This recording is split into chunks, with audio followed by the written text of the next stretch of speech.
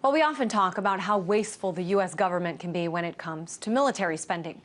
Recently, we talked about the $200 million used for the Iraqi Police Department program, a U.S. government-funded program that has been highly criticized by government officials both in Iraq and here in the U.S. in regards to wasteful spending.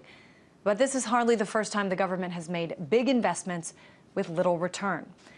Take the case of the Sea Shadow. The vessel, while boasting some of the most advanced stealth technology on the planet, was never actually used for any operational purposes. It was never reproduced and eventually ended up in the Navy's fleet near Benicia, California. After trying unsuccessfully to give the Sea Shadow away to a museum, the Navy decided earlier this year to sell it for its scrap value alone. Built in 1984 by Lockheed Martin, it cost the United States $50 million. But that was sold for scrap to the highest bidder this past week for a fraction of that, $2.5 million.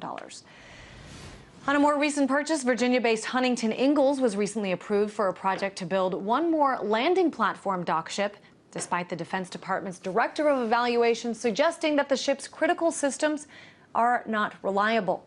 The price, $1.5 billion. The Pentagon purchased one more of these warships anyway, adding to the 11 that have already entered service. And since financial support from the U.S. for building projects in Afghanistan and Iraq peaked in 2010, we've heard countless reports of rampant waste, ranging from 100 that has cost 3 times more than projected, while only serving a fraction of the people the project initially was intended.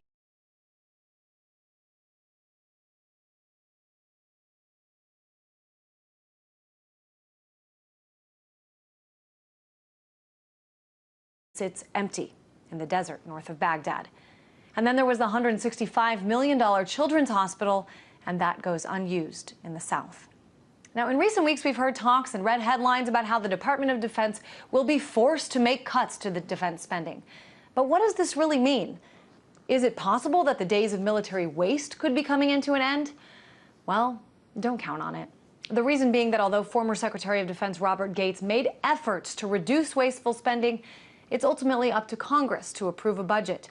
And with powerful corporations operating in the districts of many congressmen, the interests of government contractors weigh heavily on budget decisions.